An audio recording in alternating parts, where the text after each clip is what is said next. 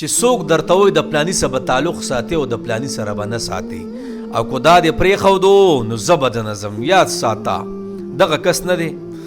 دا په داسې معامله کې رالی چې حدیث مبارکو کې راځي